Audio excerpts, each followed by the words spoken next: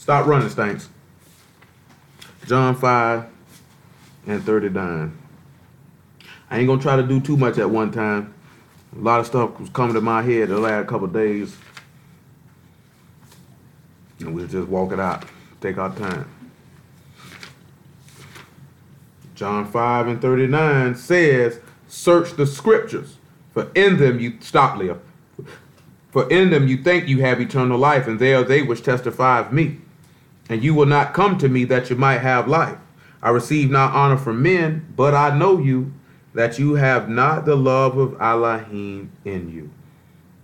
Another thing he's going to say, I come in my Father's name, and you receive me not. If another shall come in his own name, him ye will receive. Do y'all remember when we first looked at that? Any of y'all remember how we looked at that the first time we ever looked at that and what that meant when the Lord said that? Any of y'all remember that? Any of y'all was with us when we dealt with it? It was a long time ago. You remember when we dealt with that? Anybody? Well, what do any of y'all think it means when he say, I came in my Father's name?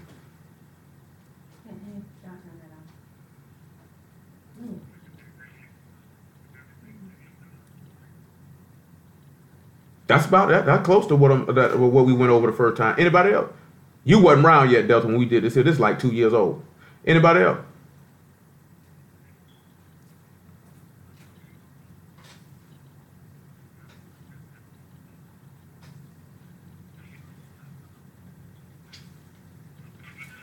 Absolutely. Absolutely. Now, where do you see where, and like I said, we're just going to give the condensed verse. Where could we see that, right? Don't in Exodus 34 where it says he declared the name of Yahuwah, and he said, Yahuwah Elohim, merciful, long-suffering, abundant in goodness and truth, forgiving sin and iniquity, right? Yahushua came and did all that, right? But now we're going to look at the second aspect of it. Cora and Troy, y'all was out there last week.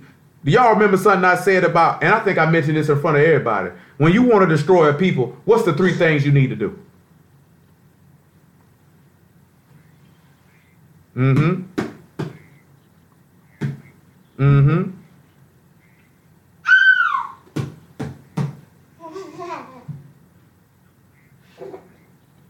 They'll take away, you got it right, they take away your name, your language, and lastly, your God.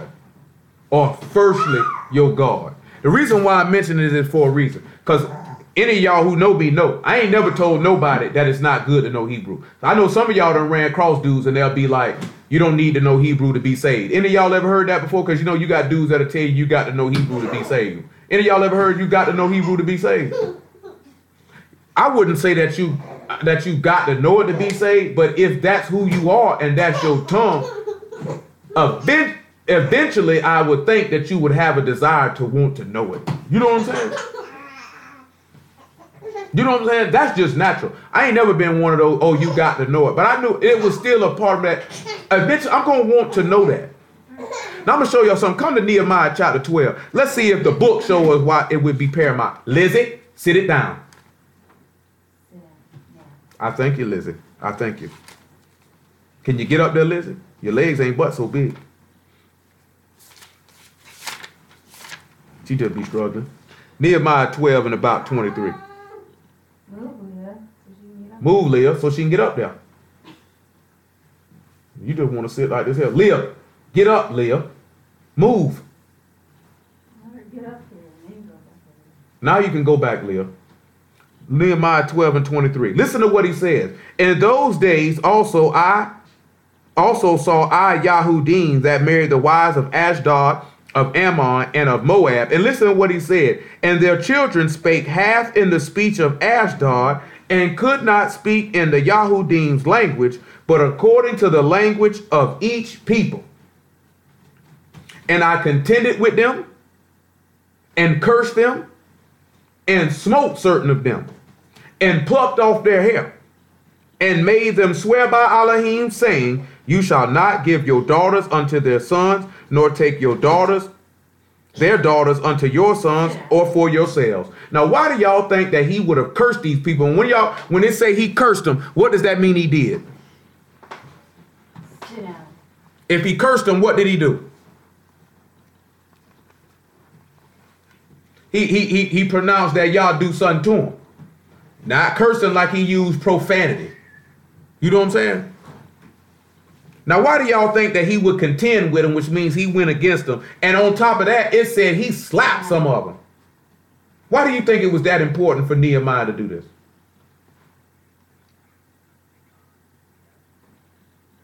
But you see the key thing that do y'all not know that he mentioned that they couldn't even speak Hebrew? They could only speak the language of the people they were around.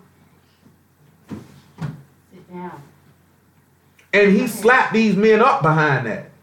Because you don't understand why Nehemiah did it? Because he understood something.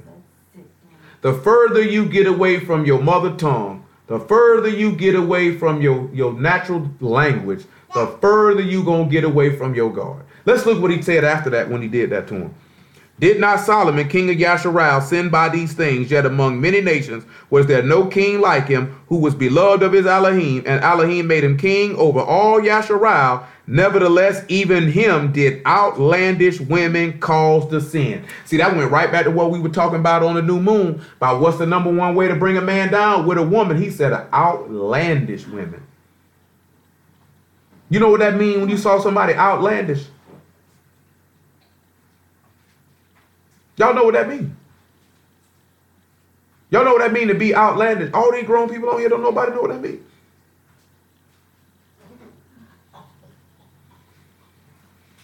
I guess not. You know, outspoken, flagrant, flamboyant, boastful. You know what I'm saying? Yeah, loud. Oh, what you got? Look at Proverbs 7:23. It's about 7:15, I should say. Let's see what that is right there, man. Let's see what it say about this here. Not even 7:15. About 7:8. Make it about 7:4.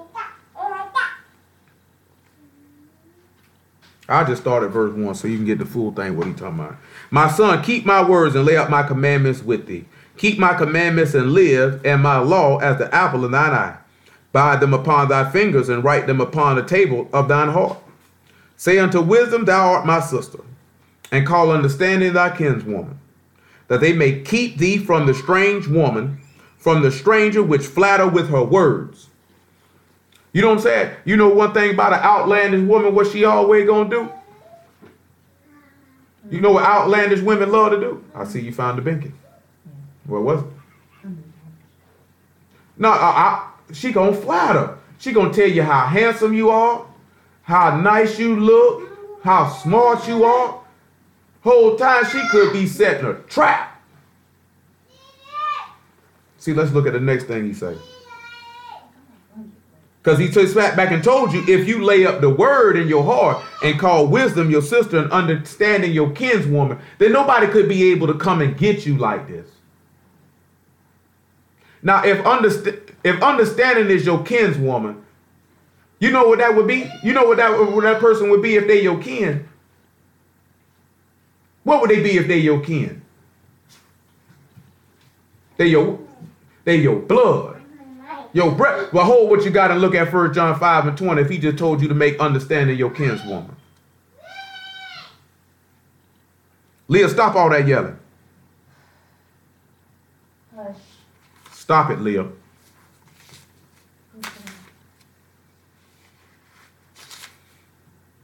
First, got to get around there first.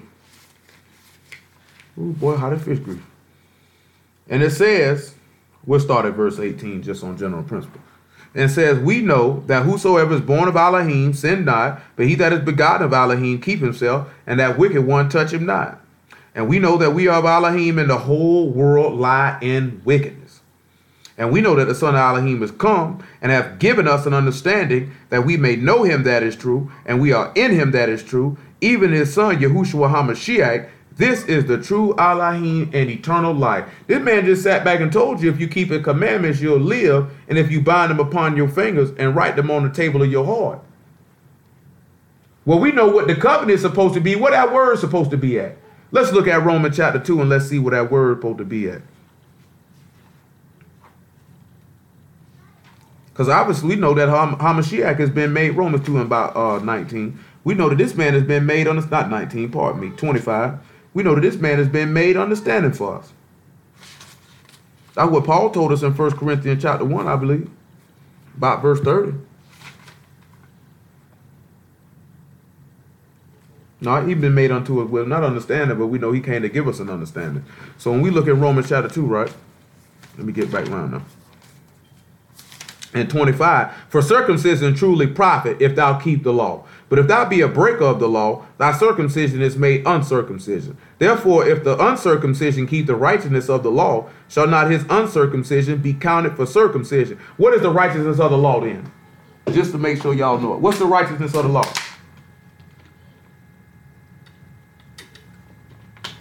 What's the righteousness of the law? What's the righteousness of the law? What's the righteousness of the law? What's the righteousness of the law? What did he tell Abraham? He said Abraham believed in Yah. It was counted to him for righteousness. The righteousness of the law is to believe it. To believe what Yah say. He told you in Deuteronomy 6 and 25, it'll be your righteousness to do all the words of this law. But when he say the righteousness of the law, that was, you should already known that. I mention it to you all the time. That was established in Abraham in the 15th chapter of the book of Genesis. That was already established. He said Abraham believed in Yah and he counted it to him for righteousness. What he's saying is if these Gentiles who ain't never kept no law and nothing, and they heard and believed on a Mashiach based on what the law preached, should not be counted that foot to them. Because you niggas had it and wasn't keeping it. They had nothing, heard it, and believed it. That's why I'm sitting here telling you, man, these niggas could like to say, man, you could sit back, man, and you could have the biggest fringes on, and you could have the biggest head wrap on. You know what I'm saying? You could have the flyest suit on. You know what I'm saying? You could have the nicer perfume on. You can have whatever on. That stuff don't mean nothing. Because guess what? You can put a gold chain around a pig and it's still a pig. Don't make no difference. And now that I said that too, I'll get to it in a minute. Lord will, I don't forget. Listen what he say now in verse 27. And shall not uncircumcision, which is by nature, if it fulfill the law, judge thee, who by the letter and circumcision dost transgress the law. For he is not a Yahudim, which is one outwardly, neither is that circumcision which is outward in the flesh, but he is a Yahudim, which is one inwardly. And circumcision is that of the heart, in the spirit, and not in the letter, whose praise is not of men, but of Elohim. See, we turn back around. See, look at John chapter 7 and look at how these people they boast in man and not the Lord. John 9, pardon me. John 9, about verse 22.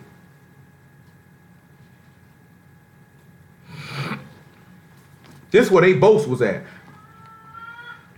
See, these words spake his parents because they feared the Yahudim. The Yahudim had agreed already that if any man did confess he was Mashiach, he should be put out of the synagogue. Therefore said his parents, he is of age, ask him. Then again called they the man that was blind and said unto him, give Elohim the praise. We know that this man is a sinner. He answered and said, whether he be a sinner or no, I know not. One thing I know, that whereas I was blind, now I see. Then said they to him again, what did he to thee? How opened he thine eyes? He answered them, I've told you already, and you did not hear. Wherefore would you hear it again, and you will also be his disciples? Then they reviled him and said, thou art his disciple, but we are Moses' disciples. We know that Elohim spake unto Moses. As for this fellow, we know not from whence he is. That's a key point. They said, we don't know where he come from. So if they don't know who they come from, they were basically trying to say he from the devil. But you notice the key thing they say they boast was in Moses. Not in the Most High. They boasted in Moses, didn't they? He told them that in John chapter 12. They esteemed the praise of men more than the Most High. That's why he said if you would have believed Moses, you would have believed me because he wrote of me. But if you hadn't believed his writing, how should you believe my words? You come back to Nehemiah chapter 12. It's one thing that actually Proverbs chapter 7. It's one thing that these niggas who say they don't believe in the Lord that they do that I particularly can't stand. They say, how can they write the New Testament after such and such years after the Lord was dead, when you could come back and say the same thing? Well, how did Moses write about Adam and Eve and he wasn't there? How could he write about that? Do you know how many thousands of years that probably had to be after Adam and Eve was made before Moses was born? How could Moses write about the flood? He wasn't there. How could Moses write about the fathers? How could Moses write about Joseph in Egypt? How could Moses write about his own birth? So guess what? You ain't got to be there. These niggas act like that. You know what I'm saying? I'm just sitting back using how you could kill men with their own logic. They logic say, well, the New Testament got to be false because it wasn't written till 40, 50 years after the Lord's supposed to have been alive. But yet the first 50 chapters of the book were written thousands of years after these men were alive. Like you got Moses writing about his own birth and death. How is he going to be able to do that? Unless the Lord let him see it first. You know what I'm saying? To allow him to write. They think this man, you think this man was up there 40 days and 40 nights for 10 commandments?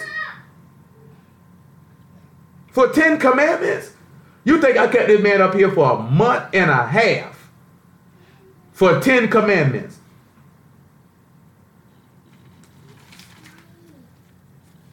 The level of intelligence amongst our people is very low. You know what I'm saying? But that's just because they hate the Lord. Leah, stop with all that yelling. Somebody got to take their speakerphone off too. It echoes. Verse 6. And now you see why I say that. You're going to have to mute it. Verse 6 says this. For at the window of my house I looked through my casement, and beheld among the simple ones, I discerned among the youth a young man void of understanding, passing through the street near her corner, and he went the way to her house in the twilight, in the evening, in the black and dark night. And behold, there met him a woman with the attire of a harlot, and supped to her heart. She is loud and stubborn, her feet abide not in her house. See, I'm going to show you something else when it comes out there about a woman loud and stubborn, her feet don't abide in her house. 1 Timothy chapter 5. See, that's what an outlandish woman gonna do. She gonna come around there looking real good and looking real nice. You know what I'm talking about? Talking real good. But the whole time, since you void of understanding, you ain't looking for the sign that's showing you this is a loud and stubborn woman, and the pathway to her house lead to death. Just gonna be a miserable man. But all you were going by what your eyes seen, she looked good. That ain't even got necessarily just to deal with somebody who's of another nation. It ain't good to be dealing with people who don't serve y'all, period. Talking about you want to marry them. I want to make her my wife, bro. Say, well, will she serve the Lord? though? Nah, bro, but I think I can turn her. So you certifiably stupid. You know what I'm saying? You know what some of y'all problem is? Y'all gonna make somebody love you. You know what I'm talking about? You know it ain't gonna work, but you gonna make a nigga love you. He gonna love me, girl. I'm gonna make it. That's why I sit back and tell you, when y'all sit back and y'all see situations that ain't gonna work, whatever the most horrible thing that could happen to you, I hope the Lord give it to you times 100. How many times somebody got to show you don't go in that direction for you not to go? Don't fool with that. I just take it back to this here. I always remember when Lil Muffin was little with that iron. I said, don't touch that iron now. It's hot. She used to tell that all the time. And guess what Lil Muffin had to go do? Put her hand slap dab on the front face of that iron. And then she came to me and she put at her hand, hot, hot, hot. I bet you won't touch that again. And you know what happened? She never touched that iron again. But you know what some of y'all problem is? Y'all just like how she was, because she was about 2-3 years old when she did it. Instead of listening and seeing that you've been warned not to touch that iron, you foolish niggas got to touch it. That's why he say he sees somebody void of understanding looking through his casement. You can sit back and look at, as he said in the book of Psalms, he said the Lord looked to see if there was any upon the earth that... Hold what you got before I read 1 Timothy chapter 5. Go to Psalm 14. I'm going to just read it out the word, let you hear it. Psalm 14:2. That was some of y'all problem is. He's sitting back, the Lord looking down from heaven, seeing if you got any understanding. He sit back and see you dumb. Because if you got understanding, that means you had a son. So you would be making decisions based on what the word say. You're going to be making decisions based off the footsteps of Hamashiach. But you niggas make decisions based off the footsteps of stupidity. He said, Yahuwah looked down from Shamahim upon the children of men to see if there were any that did understand and seek Elohim. This is what he want to know. Y'all just read in Proverbs 7, he said he was looking through his casement at the simple ones. And he seen one void of understanding.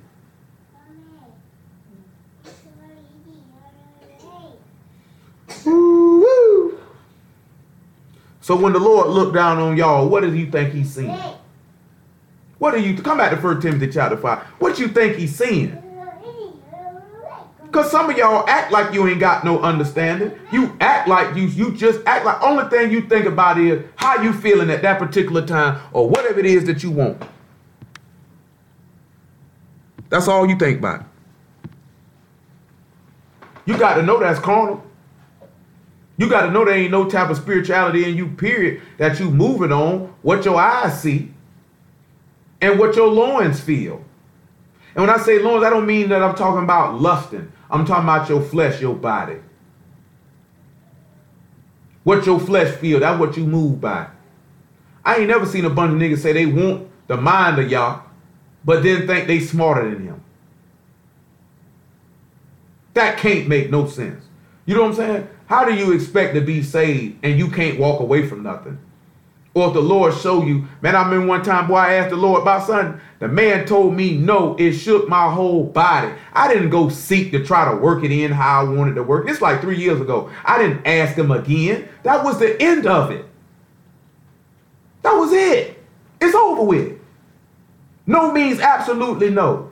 But you niggas are here no and disregard it because you don't care what the man say. You don't care what counsel his servants give you. I'm going to do what I want to do because I want what I want, and none of that stuff don't matter. And guess what? You claim you want the Ruach HaKodesh and you not going to get it. Because if you've been given a no, then that's the end of it. No matter what you do, the only thing that's going to happen is he going to let you get it for your own destruction. After we read this 1 Timothy chapter 5, we'll get 2 Thessalonians chapter 2. And about verse 11. Let me read this 1 Timothy chapter 5 and about verse 10. Well reported of for good works.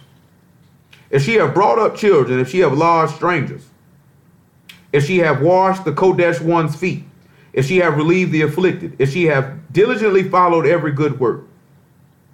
But the younger widows refuse, so when they have begun to wax wanton against Mashiach, they will marry, having damnation because they cast off their first faith.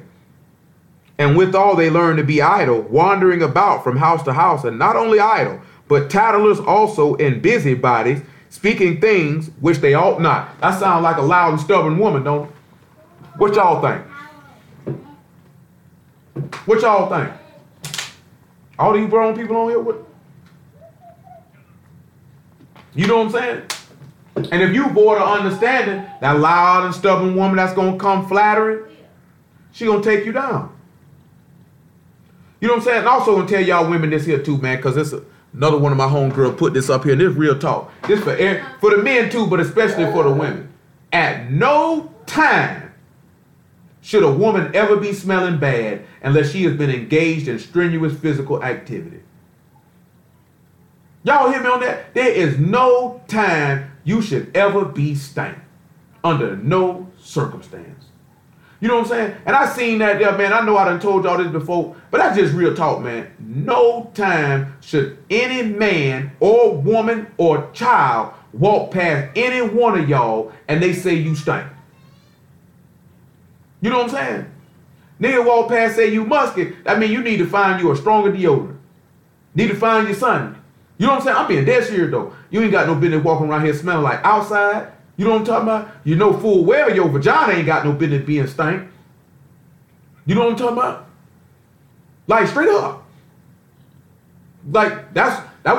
You know what I'm saying? But that woman said some real talk though. Woman ain't never supposed to be stank. Not no woman. Especially not no woman, she say she a woman of the Lord. Boy, they ain't never supposed to be stank. Never. Breath don't need to be stank. Well, if you need to have a mouth full of mints like a chipmunk, man, make it do what it do. You know what I'm saying? That same thing go for the men too. Man, they got no business walk around here stink neither unless he involved in some type of strenuous activity. You know what I'm talking about? No business. You know what I'm saying? You ain't got no business smelling like outside, smelling like air.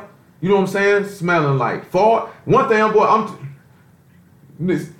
especially being musky. Boy, that being musky, boy, that's just not cool, man. For nobody. B.O., body odor, that's not cool, man. That is not cool. Y'all know what 2 Corinthians 7:1 say. Washing ourselves from all filthiness of the flesh and spirit. You ain't got no business being stank. None. You know what I'm talking about? Not nobody professing the way of Kodesh, not being no Yah. You ain't no Yahudi. You ain't got no business being stank. You know what I'm saying? See, we live down here in Florida where they're hot and humid. I told you this time of year, niggas bathe 2-3 times a day. You know what I'm saying? What that old thing was, you better get around here and be zestfully clean or something. I'm telling you, man, I'm telling y'all something from what I know. When I was in 7th grade, man, I forgot what type of deodorant it was. But that stuff used to ain't work well enough for me, man. I know I put deodorant on. But after the course of time, ain't smell like I had to switch. That's why I don't use that glide on deodorant to the day. It's got to be a powder because I can't stand the smell of musk. It repels me. You know what I'm saying? Can't stand it. Can't stand it.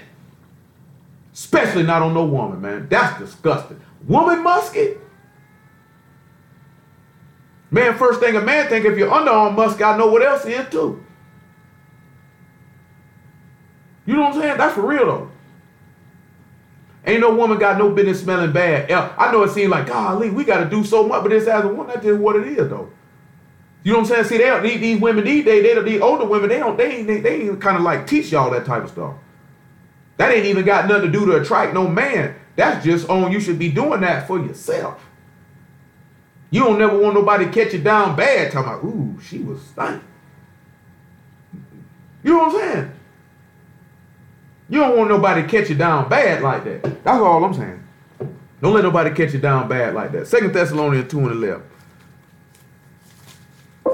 I told you, I remember one time that nigga Dwight was messing with me, man. That nigga say, boy, you finna put on cologne to go to the gym? I'm like, boy, I put on cologne to go everywhere. Everywhere.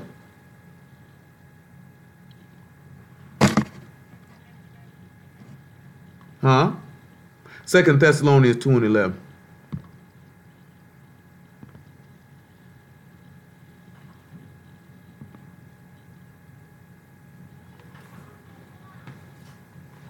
And for this cause, make it 10. And with all deceivableness of unrighteousness in them that perish, because they receive not the love of the truth that they might be saved. Don't you think if you ain't got the love of the truth, you void of understanding? Wouldn't you say? Because a good understanding have all those that keep his commandments, and this is the commandment that he given, that you should believe on Yahushua HaMashiach, his son. He say, and for this cause the Most High shall send them strong delusion, that they should believe a lie, that they all might be damned who believe not the truth, but have pleasure in unrighteousness. Because that man was void of understanding, and he seen that strange woman who flattered with the tongue, who was loud and stubborn, see, she was able to take her down. She was able to take him down and lead him to the slaughter, as it said in the rest of the Proverbs chapter 7. But we know that's a similitude of Judas and the Lord. But there's a reason why I went to this here. Come on to Isaiah 47. About that woman who flattering when you void of understanding. Because this man was talking about in Nehemiah chapter 12, how because they mess with these outlandish and strange women, that their kids couldn't speak the Hebrews language anymore. They couldn't speak Hebrew no more. Isaiah 47. Now, verse 1 ain't one. I want about verse 6. Isaiah 47:6. Y'all okay? Y'all all right? Y'all feeling good?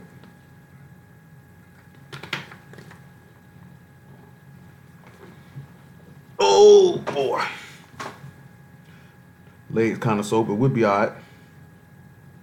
Make it verse 5. Sit thou silent and get thee into darkness, O daughter of the Chaldeans.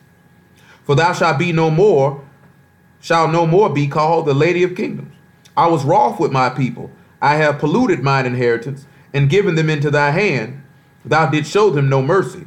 Upon the ancient thou hast very heavily laid thy yoke.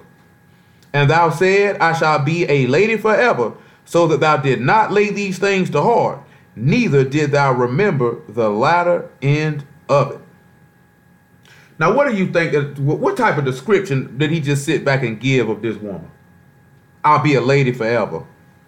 So she didn't lay these things to heart. What do you think? What type of woman do you think this is?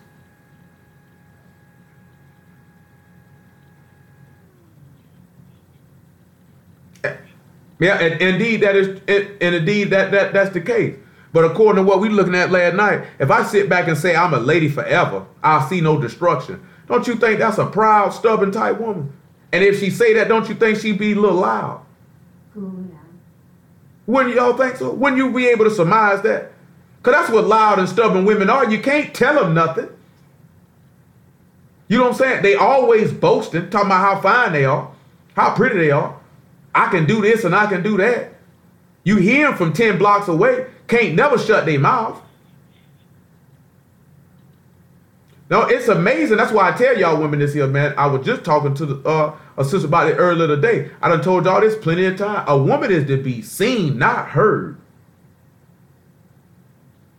You know what I'm saying? Y'all be thinking y'all get somewhere running your mouth. You'll get somewhere more by closing your mouth and letting your actions do the talking. As far as righteousness is concerned, I'm telling you, man, don't no man like a woman that can't shut her mouth. It's agitating, it's aggravating, especially if he told you to cease and desist from talking. You know what I'm saying? But y'all feel like, I got to get this last word out. I got 3 more key points that I want him to hear, and I'm going to mention them. You know what I'm saying? He don't want to hear it. This ain't the first time I told y'all that. He don't want to hear it. You're wasting your time. All you're actually going to do is enrage the man even the more because he told you to close your mouth. You know what I'm saying? This is what a loud and stubborn woman doing. See, look at, we ain't got to read Revelation 18 because we know this lady's a kingdom talking about Babylon. And let's just look at America, where we at right now. See, this whole, she flattered you with her lips, didn't she? She told you, she gave you equal rights, right? You could vote now, right?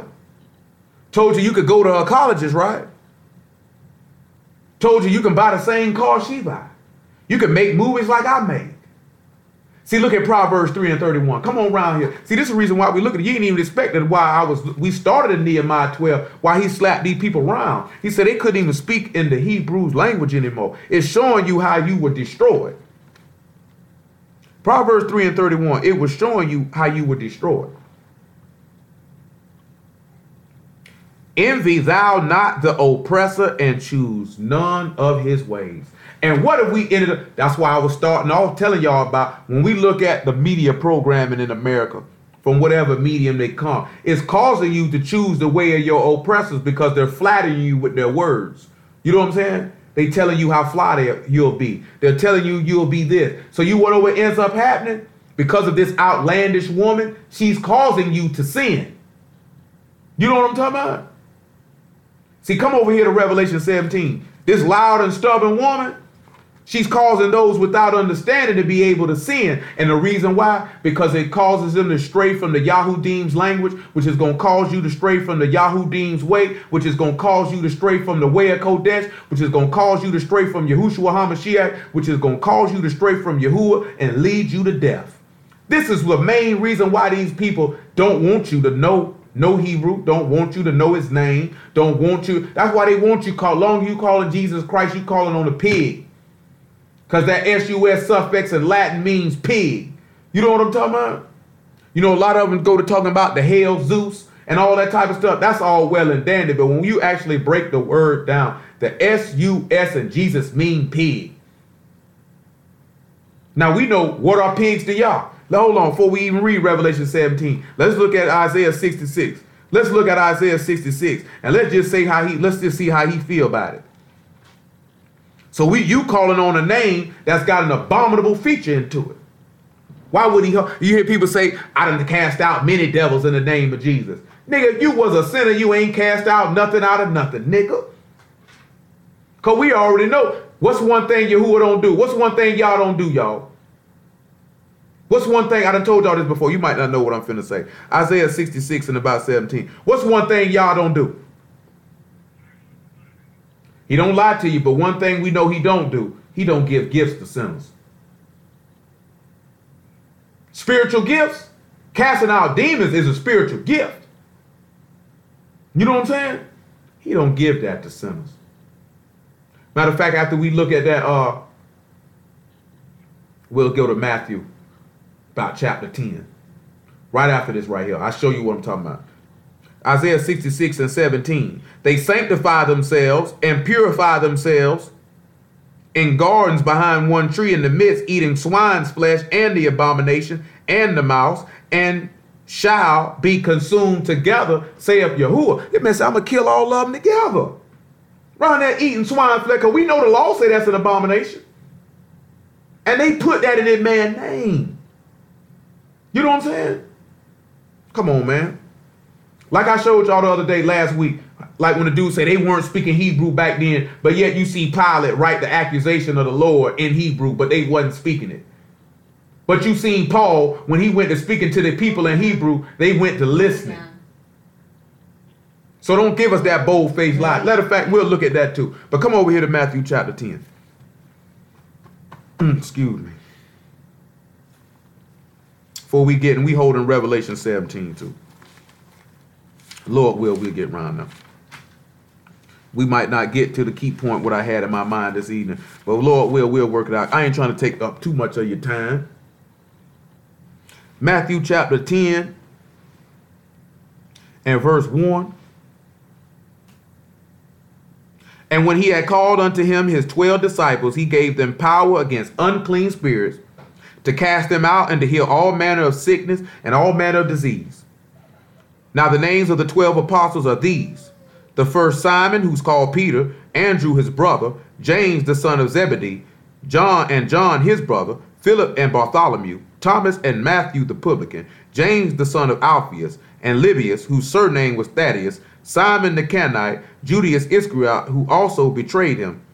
These 12 Yahushua sent forth and commanded them, saying, Go not into the way of the heathen, and into the city of the Samaritans enter ye not, but go rather to the lost sheep of the house of Yasharal. Now ain't that something? He gave them power over that there. There was another time where the Lord told them not to rejoice that they had power over the spirits, but that their names were written in heaven. Now let's go look at 1 Corinthians chapter 12. Because he said he gave them power. Now I know some of y'all thinking, well, Judas was a sinner. But to fulfill the word, he had to have the ability to go out and do this with him. But look what this man tell you in 1 Corinthians chapter 12 about verse 3. Listen what he say now. Also, this going back to when we were talking about if somebody your kinswoman, that mean they your flesh and blood, right? That's your people, right? Now listen what I'm finna tell you, and it's going to work back to the law. Now, to sit back and look at them, follow me now. Wherefore I give you to understand that no man speaking by the spirit of Elohim calleth Yahushua accursed, and that no man can say that Yahushua is the Lord, but by the Ruach HaKodesh. So don't you know all the niggas that say the Lord is a curse and a demigod, ain't nowhere in the world the spirit of Yah in them for them to speak them words? Because that means they blaspheming the word. Eventually, Lord will, before the week is out. We're going to look at to see how Yahushua is the author and finisher of your faith. How he wrote your faith and how he finished that faith to bring many sons unto glory because of that faith. Y'all understand what I'm saying? Y'all will, that's what we're going to do. You know what he said? You know what he called himself at the end of the book, right? In Revelation, you know what he called himself, right? What did he say about himself? No, that man say, I'm the Alpha and Omega, the first and the last, the beginning and the end. So if he tell you he the first and the last, he telling you I'm the author. Because to be the first, I had to write it first. And then I finished it. Why do you think the book say that the law was your schoolmaster to bring you to the faith of Hamashiach? Or the law is the end of righteousness, or the purpose? Because I'm the purpose of the law. I'm the end of it. I'm the first, I'm the last. I complete the whole book. That's why the writer in Hebrews told you to look to the author and finisher of your faith. That's what we dealing with this week. Y'all know we got a lot of stuff on our plate we want to hit. You know what I'm saying? That we've been working on, but that's what he put in my mind, and that's what we're going to look at this week. And whatever else he wants us to look at. Look what he's saying in verse 4 now. Now there are diversity of gifts, but the same Spirit. And there are difference of administrations, but the same Lord. Now drop down around here to verse 13, verse 12. Now listen what he says. For as the body is one, and hath many members, and all the members of that one body being many are one body, so also is Hamashiach. For by one Spirit are we all baptized into one body. Wherefore, whether we be Yahudim or the heathen, whether we be bond or free, and have been all made to drink into one Spirit. Now let's go back and look at Genesis chapter 2. Because if you would make understanding your kinswoman, then guess what she would be? She would be flesh of your flesh, bone of your bones. So when he was telling you to say wisdom, you my sister, and understanding, you my kinswoman, he was talking about the Lord. Because then you wouldn't be void of understanding. Therefore, that woman with them flattering lips could not deceive you.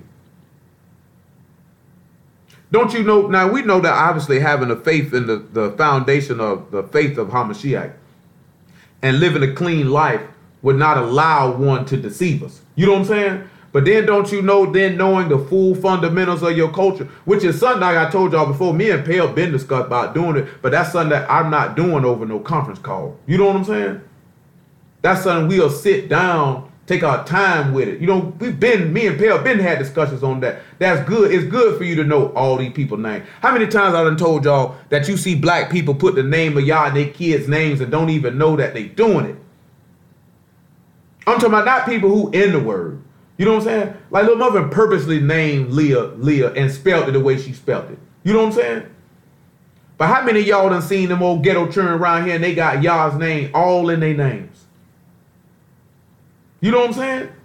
That's an example of sitting back showing. This is the elements of how the Lord is be showing us that we as people, because white people don't do this. Asian people don't do this. African people don't do this. The only people who come close to placing the name of Yah and they people name are them so-called Jewish people and some Arabs. You know what I'm saying? Like the name of Leah is Arabic. That's an example of that. The name of Yah is in that name. You know what I'm saying? But when you look at most black people, they drop the name of Yah in their name. When you go back and you look at these prophets, you look at Jeremiah or Yirmiyahu, his name is in there. You look at Isaiah, Yeshayahu, his name is in there. You look at Elijah, the name of Yah is in there. You know what I'm saying? When you come around here, most of the time when you go through this book and you see anybody like Adonijah, you know what I'm saying? Which in ancient Hebrew would be pronounced different. But the name of Yah is in his name. Now you go around here, we could go out east, we could go on the north side, we could go to Justina, we can go to any hood in Duval County, and we could find somebody, multiple children, mainly girls. You know what I'm saying? And they got the name of Yah in their name. If the boys got the name of Yah in their name, it's because they people named them after somebody in this book. You know what I'm saying? Like this here. All the Muslim kids named after somebody in this book. Leah's named after your foremother Leah, who produced Judah or Yehudah. Elizabeth is named after John the Baptist's mama. And obviously y'all know who the prophet Isaiah is. I mean, a lot of white folks do it, but black people quick to name their kids after somebody in this book. Quick to do it. When white people do it, it's always Isaiah, Joshua, John, Matthew, Mark, Luke. That's the names they pick. Peter. You know what I'm saying? It's all people characters from the New Testament. That's who they pick. If they get outside the New Testament, it might be Elijah, Isaiah, and Joshua. They ain't gonna go no further. Maybe Jeremiah too. They don't go no further. But you know what I'm saying? Black folks, they digging all off in there. Man, I know a girl right now. She named her son Zalik. Zalik is the name of one of David's mighty men. Go lay down. You know what I'm saying? See, white people ain't finna go off in there and name their son Zalik after one of David's mighty men. She got another son, his name Zion. You don't see no white folks walking around here naming their kid Zion. You know how many niggas walking around here naming their kid Zion? You know what I'm saying? Some people name their kid Adam, but they ain't thinking about Adam or Seth when they do that. You know what I'm saying? Noah too. We came to like a lot of them like name Noah. You know what I'm saying? Black folks come around there and name their kid Samson. I was in prison with a dude who mama named him Heman. Heman is the name of a man in this book. You know what I'm saying? I ain't know it till he told me. I'm like, your mama named you He-Man? He was like, no, it's Heman. It's a biblical character. I said, okay. Did not know that. Did not know that. And when I got in the word, you know I ran across it. You know what I'm saying? Black people name their sons Elisha. You know what I'm saying? Solomon. They'll name their kids, David too. You know what I'm saying? Black people go off in there, but black people go find the names ain't nobody gonna name their kids. Not on the regular. Because that's intrinsically in you because you got a connection to it. The only thing niggas be going too far when they be naming their son Messiah. Now you're going too far. You know what I'm saying? Even with Jordan and Joshua, Jordan named after the Jordan River, which in the land. You know what I'm saying? Black people do that. White people don't do that. Not naturally, not intrinsically. So this is why Nehemiah was going around slapping these people up. You messing with these people, instead of speaking Hebrew, you niggas speaking Japanese. You niggas speaking Chinese and Arabic.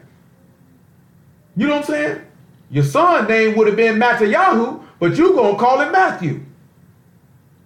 Your son's name would have been John. You called him John when you should have been calling him Yochanan. You know what I'm talking about? You would have been around here talking about, hey, there go Peter. You would have called him Cephas. You wouldn't even call him that.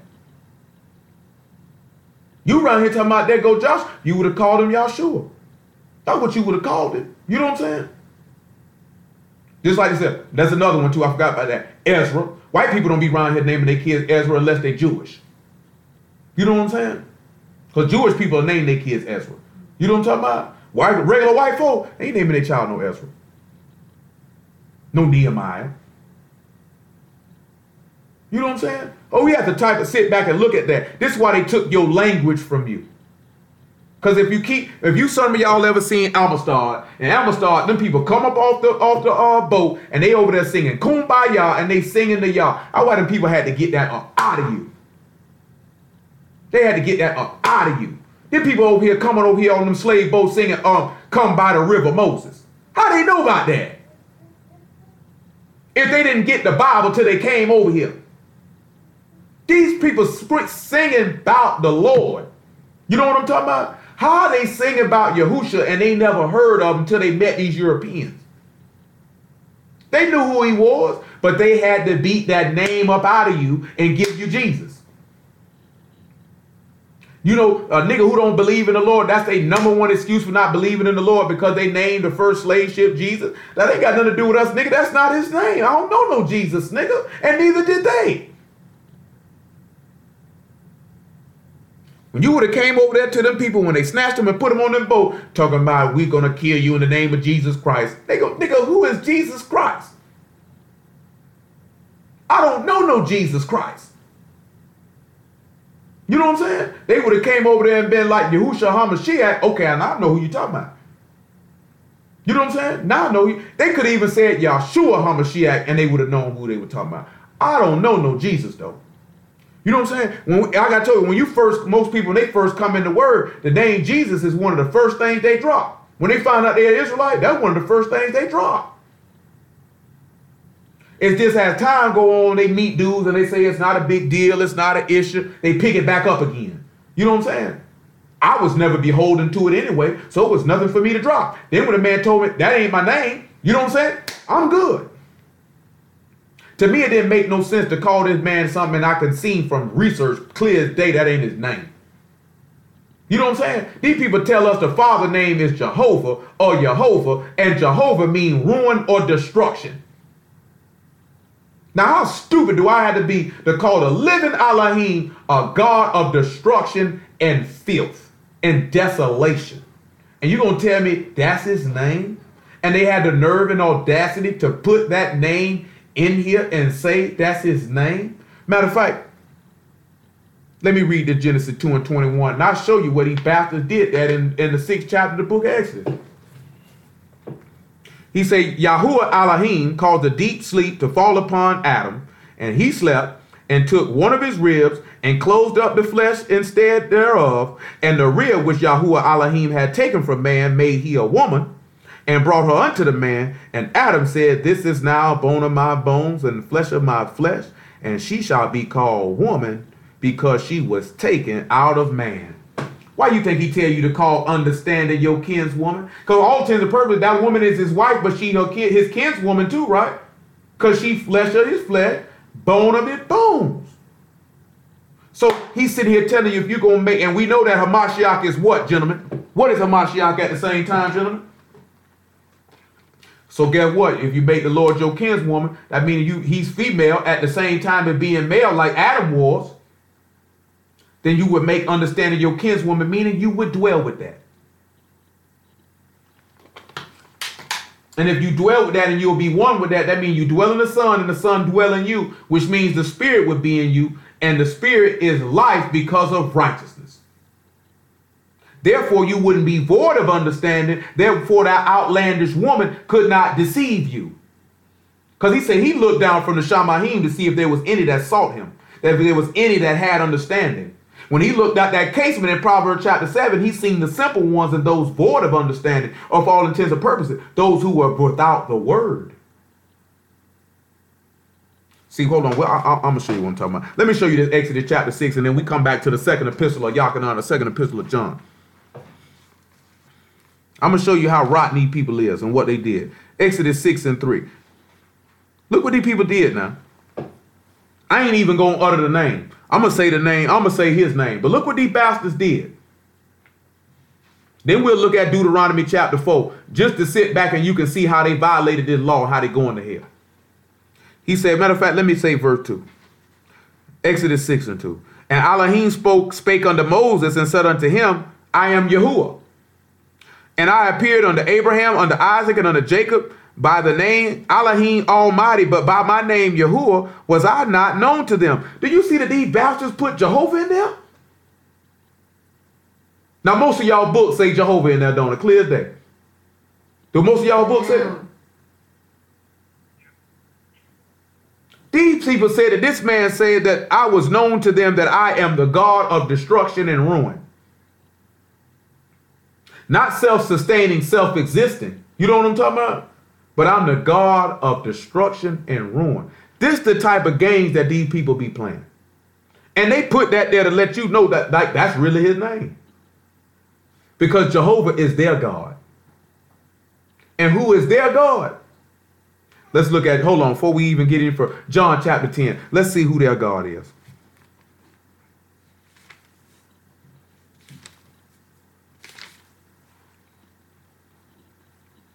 John chapter 10, verse 10.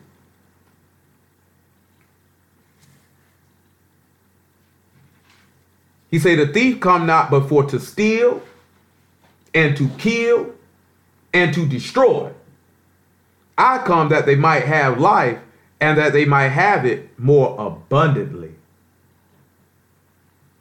So who would be this thief that's coming to steal, kill, and destroy if Jehovah is the God of destruction and ruin? That's the devil. They just tried to substitute and tell you who they God was, but since we know what the name Jehovah means, the Lord just sat back and told you, man, that's not me, nigga, that's the thief. That's not me. I don't destroy, I don't kill, I don't ruin. I don't do that. I come to give life and have it in more abundant. But these people say that this man say, my name is Jehovah, and Jehovah means destruction and ruin. But the Lord just came back and contradicted that though. Matter of fact, we don't got to read Deuteronomy 4 and 2. We just read it in Revelation 22. 22 and 19. 22 and 19 say the same thing, Revelation. But you see the key thing here? Why you think now you can see a little bit more why Nehemiah come up and slap these people around? Slap them up. And if any man shall take away from the words of the book of this prophecy, the Most High shall take away his part out of the book of life and out of the Kodesh city and from the things which are written in this book. Matter of fact, let me back up to 18. Look what he say. For I testify unto every man that hear the words of the prophecy of this book. If any man shall add unto these things, the Most High shall add unto him the plagues that are written in this book. Do y'all think them people added on to this book? They put the name Jehovah in there. You think they added on? If they put the name Jesus in there, don't you think they added on? Because he said, I came in my Father's name, which means he came in the name of Yahuwah. He ain't coming no name of no Jehovah. He just told you that. Huh? No, man. All that they put holy in there because holy is the Hindu sun god. So they sitting here telling you about a sun spirit. And when we know that say the Ruach HaKodesh, where they have Holy Ghost, that's why you don't read Holy Ghost nowhere in the Old Testament one time. Y'all ain't never read that in there, the Holy Ghost. You ain't read that in there one time. But when you see the spirit of Yah, or certainly you would see the spirit of separation. You know what I'm saying? When you would actually read the spirit came on there, it would be the spirit of separation or the set apart spirit or the Ruach HaKodesh. Would I be wrong, gentlemen, who would know that if we go look at the translation, that's what it would say, wouldn't it? But then you get in the New Testament and they tell you about the Holy Ghost. You know what I'm saying? But y'all know y'all already know that if you ain't looked it up on your own time, that Holi is a Hindu sun god. That's who that is. It's a spirit. Because he never called it as a ghost nowhere in the Old Testament. Not once.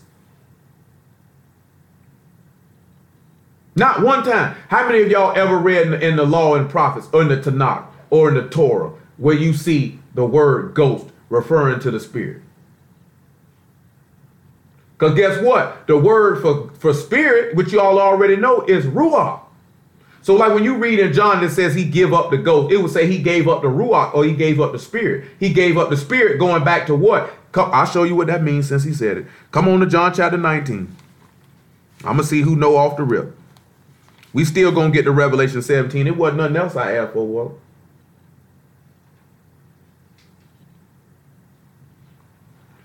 John 19 about verse 29. Well, 28. After this, Yahushua, knowing that all things were now accomplished, that the scripture might be fulfilled, saith, I thirst. Now there was set a vessel full of vinegar, and they filled a sponge with vinegar and put it upon hyssop and put it to his mouth.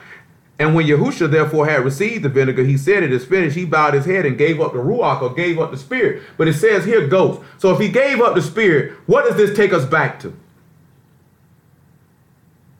If he gave up the spirit, what did he give up? Well, let's look and see. Let's look in Ecclesiastes chapter 9. And after we look in Ecclesiastes chapter 9, we'll look in Job chapter 33. And after we look in Job chapter 33, we'll look in Genesis chapter 2. We want Ecclesiastes 9. I want to say about verse 9. Pardon me. It's not verse 9. It's Ecclesiastes chapter 12 and about verse 7.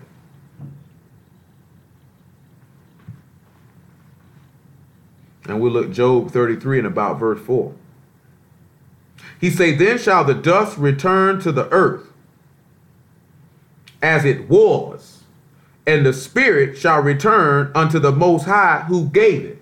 Now, what spirit is this talking about? Is going back to the Most High.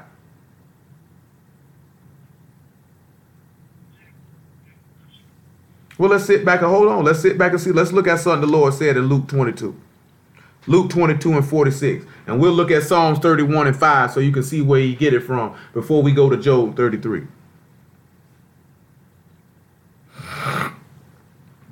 It says, and when Yahushua had cried with a loud voice, he said, Father, into thy hands I commend my spirit. And having thus said, he gave up the Ruach. Well, now he just confirmed to you what Ecclesiastes 12 said. The spirit goes back to who gave it, and you go to where? Where did Hamashiach just go back to? Where did he go when he gave up the spirit? He went into the earth. He went into the grave. Now let's come back and let's look at Job now. 33 and 4. It's just stuff like this here, which is really simple, that these people done played with, throw people all off, because these people think that means when you die, your spirit go back with the Lord. You just floating up in heaven somewhere.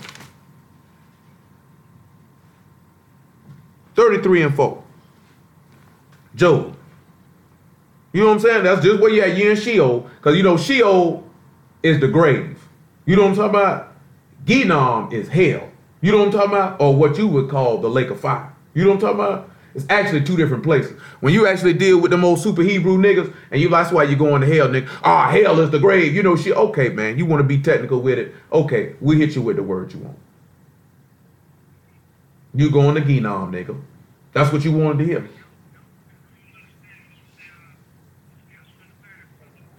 Mm-hmm. Yeah, that's two totally different things. Because guess what that means if you absent from your body, be present with the Lord? That means you put off the body of sin to walk with the Lord. That's all. That's all it is. What we were just talking about last week about not giving your freedom because you got freedom as an opportunity to fulfill the lust of your flesh. That's what a lot of y'all do. You feel like you got freedom in the Lord, so you take that liberty as an occasion to do the junk that you want to do. 33 and 4. The spirit of Elohim have made me, and the breath of the Almighty have given me life. So let's turn back and let's look at Genesis chapter 2 then.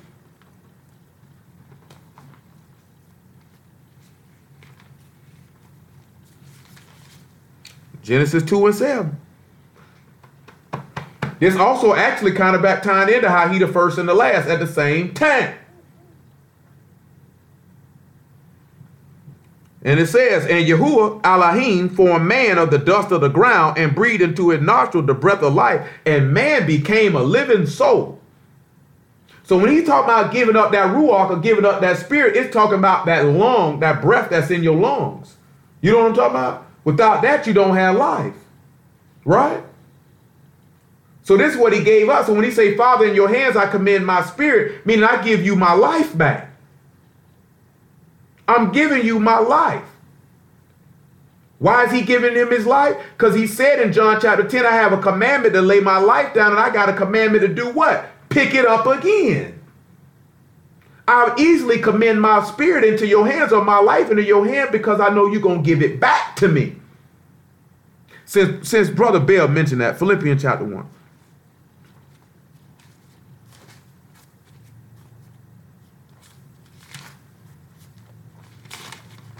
Oh, I'm sorry, y'all. I got to pull it up on my app. I keep forgetting I ain't got all the pages no more. I think about Philippians 1 and 17. We had about an hour. I'm not going to be much longer. Y'all didn't even realize how we just worked that in to see how he the first and the last. Y'all ain't realize that, did you? Y'all don't realize that what we looking back by him giving up that spirit is taking you back to Adam, which was the first, and you turn around and see Hamashiach went into the ground, and the Father had to breathe into him the spirit of life for him to come up out the dust of the ground, just like Adam, because that's where he was formed, to show he was the first and the last, how he started the faith and he finished it. Come on now. Y'all ain't even catch that, did you? Nobody. Nobody. Don't start singing Key Sweat on me now. You know what I'm talking about? Philippians 1 and 17. But I'm going to back it up about verse 15. You know what I'm saying? Because it's something that man Kerry had me dying laughing when he said it. That pastor had said this here, but I feel him though. Because he say some nigga said something about, I don't know, Jesus gay. He say, you know what? Jesus might be gay. You know what I'm saying? Walking around with 12 men. I don't know nothing about that. You know what I'm saying? But when you go to talk about Hamashiach, now I must stand in defense of the gospel. You know what I'm talking about? And I felt him on that when he said, I was dying laughing because I could imagine how he said it. You know what I'm talking about? Like, it sounds funny, but I'm dead serious at the same time. You know what I'm talking about? Because some of y'all done heard me on phone calls with people, and I ain't on there for no other reason because I will stand in defense of this. You know what I'm talking about? Like, you just ain't finna be shooting up off out your mouth. And far be it for me to, just some of y'all done heard me say this here, far be it for me to defend the Lord. Because the Lord can easily defend himself. But if he allowed me to, I'll surely take a crack at it. You understand what I'm telling you? Some of y'all done seen that. Boy, I get enraged when boy talking about the Lord. Like, man, shoot, we just read it. Boy, that's flesh and flesh, bone of my bone. You talking about my people. I'm not finna sit here and let you disrespect and talk about my people to my face, and I'm just going, what? See, some of y'all that type of nigga, somebody be talking about y'all people, and y'all just sit there and listen to it. Don't stand up for them or nothing. You know what I'm talking about? When you know that stuff is outside of their character. I ain't tell you no lie now. Somebody came and told me something about one of you niggas and it sound like your character or something you'll do, I'm not finna defend you. Not if it sounds like something you do. I might ask some questions, you know what I'm talking about? See what's going on, see if they lying or not. But shoot, boy, they go to, yeah, man, that nigga did this. That sound like something that nigga do. Because I done been in that situation. Come tell you, man, my homeboy coming up. Man, we knew what type of nigga that was. Man, that nigga come up. Nigga like, boy, I'm finna do something. Nigga be like this. Whoop, whoop, whoop. Boy, that sound like that nigga eat. That sound like it. You know what I'm talking about? That sound like something he'll do. Because we learned early on we had to be careful, man. That nigga would have got us killed. Because he go out there and he get himself into stuff he ain't got no business getting himself in. But if a nigga say something about you and that don't sound like you, you know what I'm saying? That don't match up with you. Oh, I'm going to hold that down. Because if you've been around somebody long enough, you know their character. Some of y'all done sat around and defended somebody, and then the whole time you were defending them, you found out later on that what them people were saying, they were right. Because I done told y'all this before, sometimes y'all don't want to see stuff in people because you don't want to see it. You know what I'm saying? Because you just don't want to see particular people in a particular way. You just don't want to believe that could be them. This ain't even got nothing to do with the word. You know what I'm saying?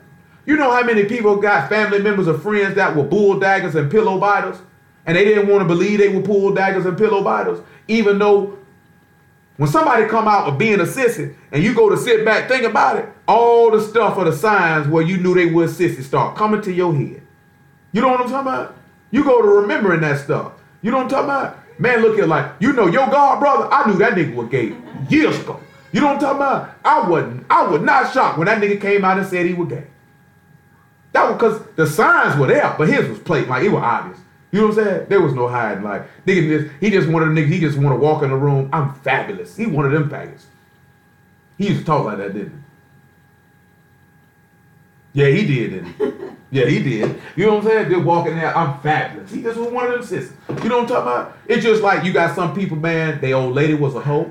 They didn't want to believe she was a hoe. Niggas telling them she freaking everybody in the neighborhood. You know what I'm talking about? You didn't want to believe it, but you seen it. Just like I told y'all before. Niggas don't go to prison and become no punk. Nigga was a punk before he got there. And I seen that, man. I'm telling you, man, that one of the things hurt my heart. Being incarcerated, 3 things hurt my heart. Number 1, that I look around, the majority of the people in there look like me. You know what I'm saying? That hurt my heart every single day I was in there. Them whole 4.5 years, that hurt me. Because every time you look around, everybody look just like you. You know what I'm saying? How them officers treated us.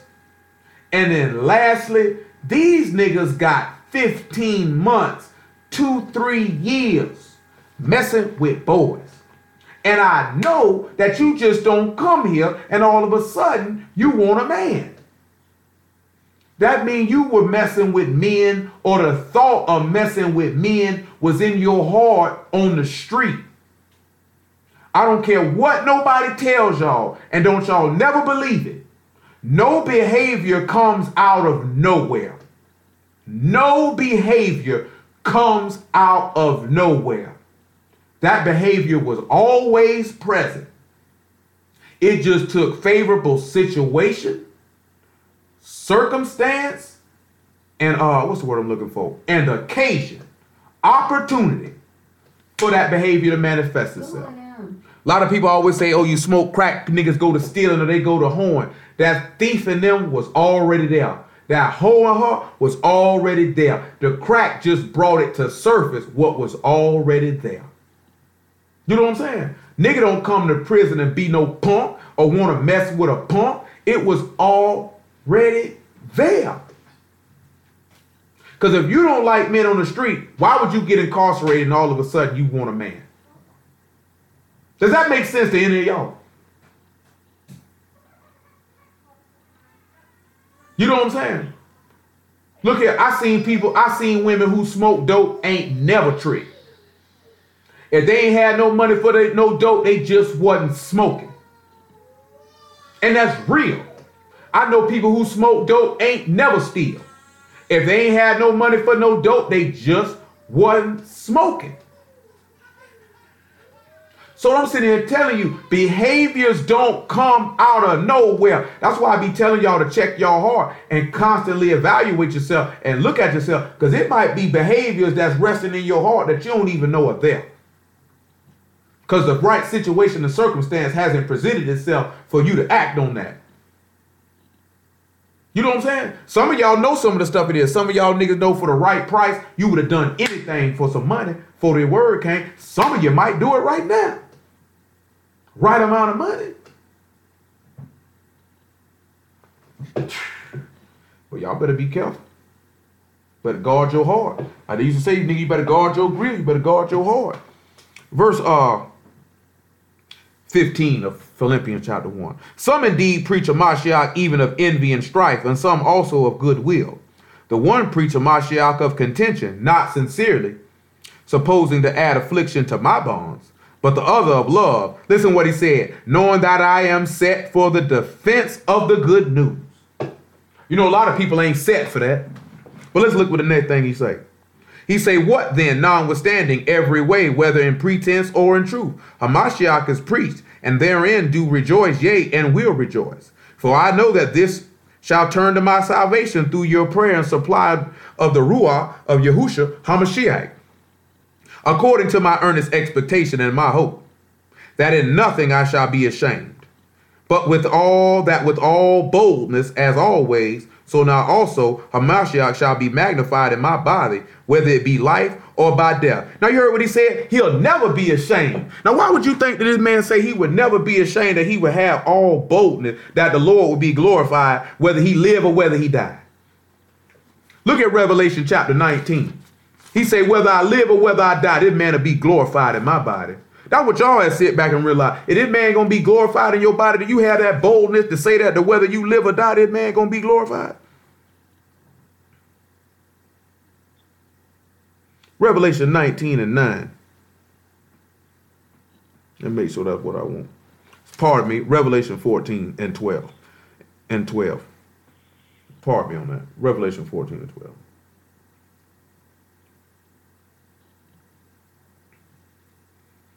Listen what he says. Here is the patience of the Kodesh ones. Here are they that keep the commandments of Elohim and the faith of Yahushua. And I heard a voice from Shamahim saying unto me, right, blessed are the dead which die in the Lord from henceforth.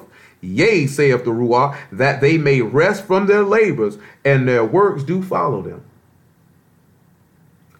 Now you know how this man will be glorified whether you be dead, because in your death, that would glorify the Lord. See, hold on. Luke chapter 12. I know I said Revelation 17. Lord we'll get around that to it. Luke chapter 12, verse 4. I ain't even getting the book of Daniel yet.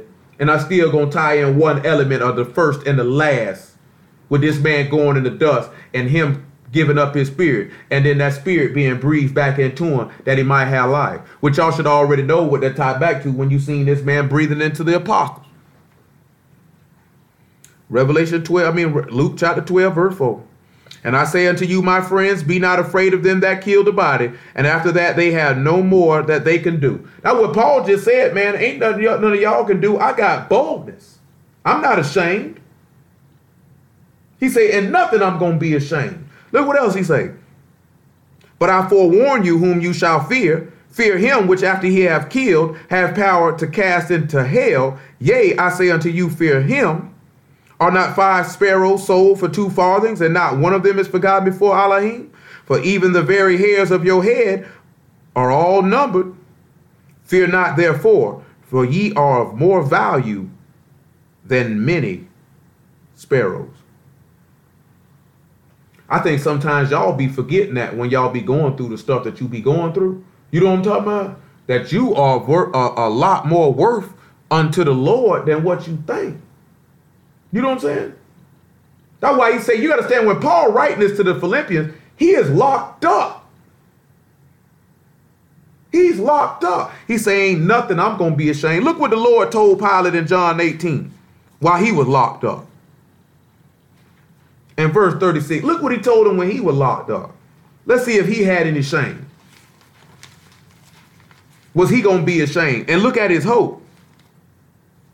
That's what I think y'all be forgetting. Y'all be forgetting y'all hope. Y'all want to sit back and realize that Ruach, that spirit that he committed into the Father's hand. And we're going to look at Psalms 31 too. He committed it because he knew he was going to get it back. That's why Paul said right here in Philippians, it doesn't matter if I live or die, Hamashiach will be magnified in my body. It don't matter. He said, Yahushua answered, my kingdom is not of this world. If my kingdom were of this world, then would my servants fight, that I should not be delivered to the Yahudim. But now is my kingdom not from hence. Pilate therefore said unto him, art thou a king then? Yahushua answered, thou say I am a king, that I am a king. To this end was I born, and for this cause came I unto the world, that I should bear witness unto the truth. Every one that is of the truth, hear my voice. And you know what the wild thing is? Come back to Genesis chapter 3. And after that, we'll look at Psalm 31 before I come back to Philippians, because I called for it. Look at Genesis chapter 3. Genesis 3 and 8.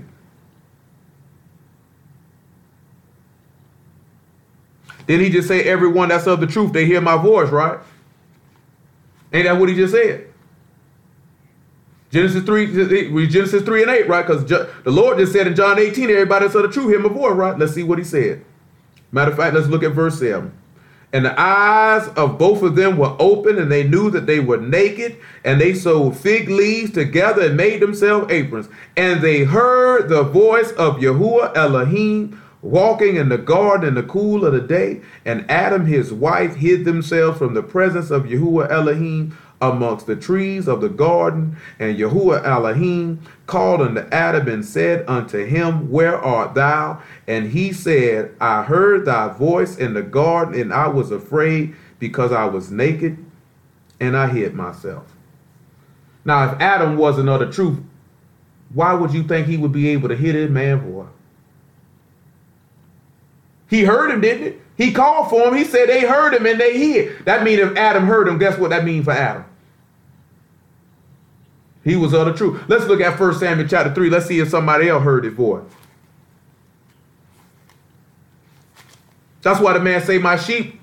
That's why he say, my sheep hear my voice and they follow me.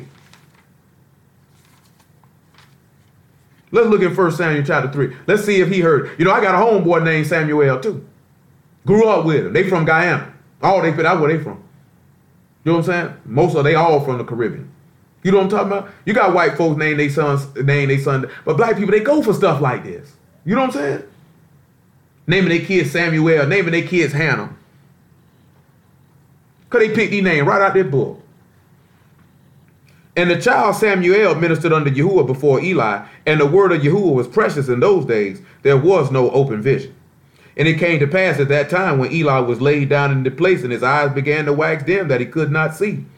And ere the lamp of Elohim went out in the temple of Yahuwah, when the ark of Elohim was, where the ark of Elohim was, and Samuel was laid down to sleep, that Yahuwah called Samuel and he answered, here am I. And he ran unto Eli and said, here am I, for thou called me. And he said, I called not. Lie down again. And he went and lay down. And Yahuwah called yet again to Samuel. And Samuel arose and went to Eli and said, here I am. Here am I, for thou didst call me. And he answered, I called not, my son. Lie down again. Now Samuel did not yet know Yahuwah, neither was the word of Yahuwah yet revealed unto him. And Yahuwah called Samuel again the third time. And he arose and went to Eli and said, here am I, for thou didst call me. And Eli perceived that Yahuwah had called the child. But you see, that's the key thing you sit back and look at. It says Samuel did not know Yahuwah, know the word of Yahuwah. Didn't know nothing about it. But everyone that's of the truth, hear my voice. You understand what I'm talking about? Y'all follow me on that? Y'all didn't even catch that. It just said that he did not know Yah, nor was the word revealed to him yet. But when he heard his voice, he answered. He got up because he was of the truth. See, a lot of time, man, some of y'all done probably been in a situation, man, the Lord done spoke to you, told you to do something, and you ain't even moved, you ain't even here. And I had to make you sit back and wonder, are you of the truth? Or are you just hard-headed? You know what I'm saying? Because when you hear that man, boy, you supposed to move. A lot of y'all don't move, though. Psalm 31. Or you move on your time. You do stuff on your time.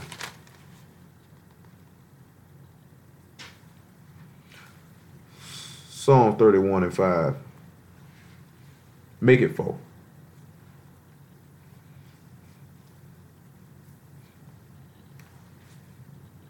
Pull me out of the net that they laid privily for me, for thou art my strength. Into thy hand I commit my Ruach, my spirit. Thou hast redeemed me, O Yahuwah, Elohim of truth. So we see where he got that from, just so you can know where he got it from. And then all the stuff the rest in Psalms 31 is talking about what happened to him. Look at verse 10. He said, for my life is spent with grief, and my years with sighing. My strength failed because of my iniquity, and my bones are consumed. I was a reproach among all my enemies, but especially among my neighbors. This is what he said. And a fear to my acquaintance. They that did see me without fled from me. Guess what that was? Peter was scared. I don't know him. I'm a dishonor to all my neighbors. He came unto his own received him not. Remember, he was exceedingly sorrowful, even unto death. You know what I'm talking about? When the apostles seen what was finna happen to him, what did they do? They ran away. He said, I'm forgotten as a dead man out of mind. I'm like a broken vessel. I have heard the slander of many fears on every side. While they took counsel together against me, they devised to take away my life. And these niggas will sit back and say this, David. Ain't nobody who was hanging with David flee away from David. David wasn't a reproach to all Yasharal. When did David commit his spirit to the hands of Yah? When did he do that?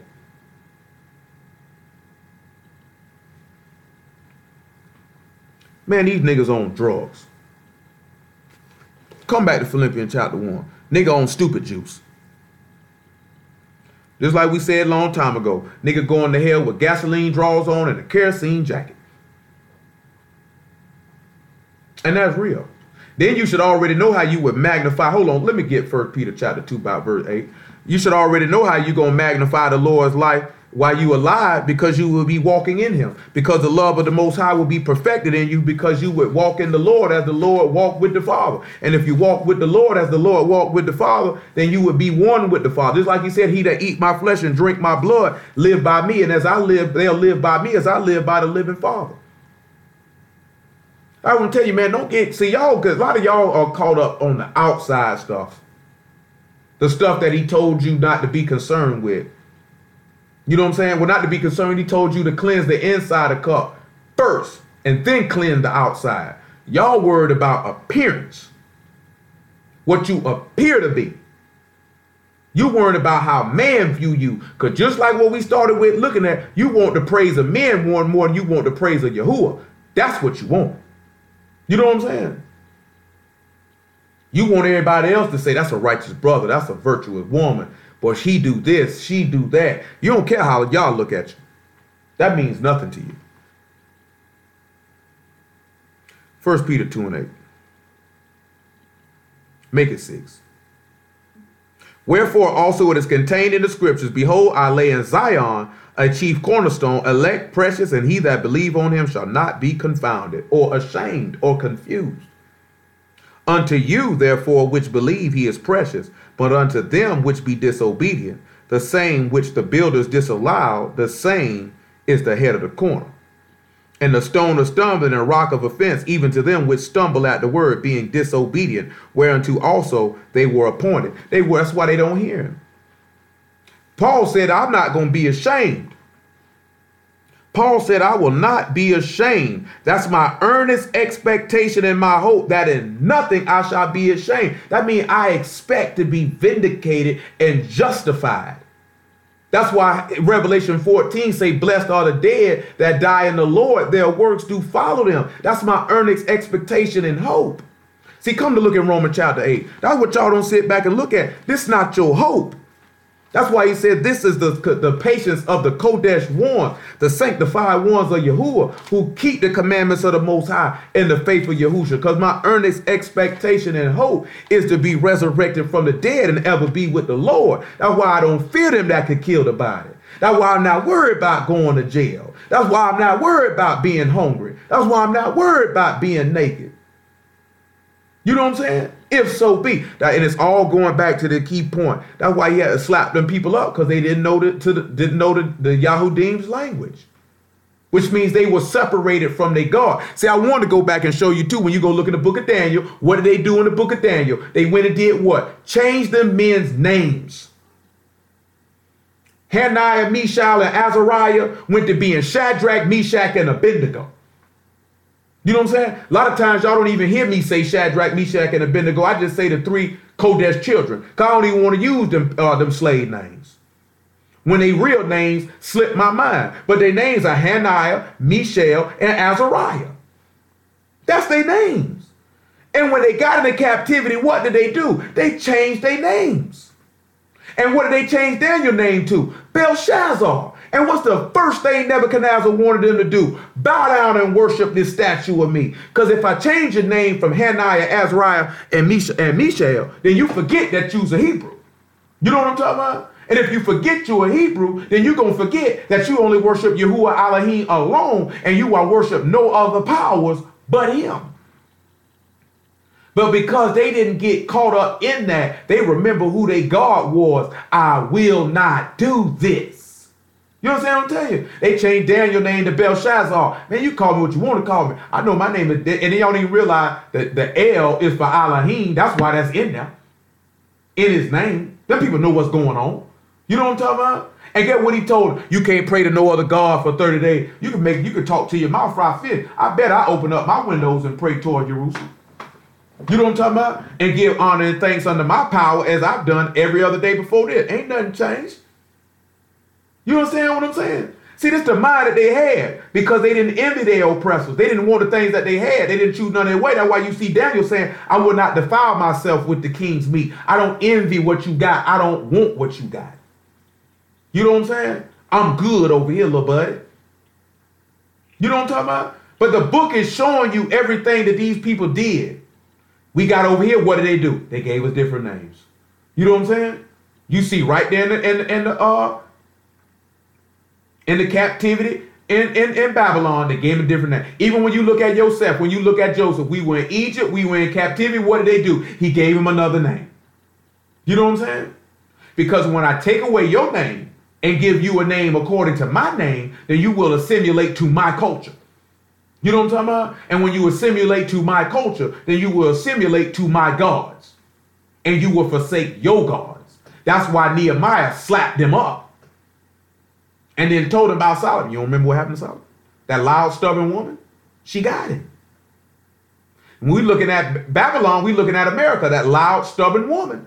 You know what I'm talking about? She calls you to do what? Gave you a different name. That's why we're looking at, we said, look here, the whole world is Babylon. Now, we know the actual place of Babylon is modern day Iraq. You know what I'm talking about? But when you look, we here in America, America did the same thing that ancient Babylon did. They took the Hebrews that came into captivity into that place and changed their names. You don't believe it? Go read Daniel chapter 1. Go read Daniel chapter 6, where you see this man take Daniel, Belshazzar, whose name was Daniel. You know what I'm talking about? They changed these men's names.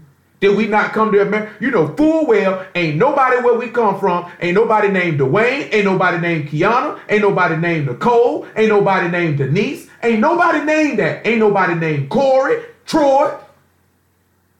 Nowhere where we came from, ain't nobody got them names. You know what I'm talking about? Ain't nobody got no last. My last name come from some Scottish people. Ain't nobody around here last name McNair or O'Neill. Not where you come from. We didn't even have last names. Your name would have been whatever. It would have been Dwayne, Ben, whatever my dad. It would have been Dwayne, Ben, Anthony, because that's my daddy's name. That's what you would have been referred to as. You know what I'm saying? With a woman, it would have been Nicole, Ben, whatever your daddy's name is. That's your name. You know what I'm talking about? Which we gonna call her daddy's name. Mouse got a piece of it. You know what I'm saying? Mouse got a piece of their daddy's name. She ain't got the whole name. Yeah, well, my apologies. You know what I'm saying? Because that'd have been for daughter. You know what I'm talking about? I just was rolling and made a mistake. I appreciate it. You know what I'm talking about? But y'all feel what I'm talking about? You wouldn't have had that name. You wouldn't have had that name. So what we got to do? You seen that in Roots. What your name is? Kuda Kente. Your name Toby. And they beat that nigga till he said his name was Toby. You know what I'm saying? The purpose of that being that now you will disconnect yourself from everything that you were connected to before you came here.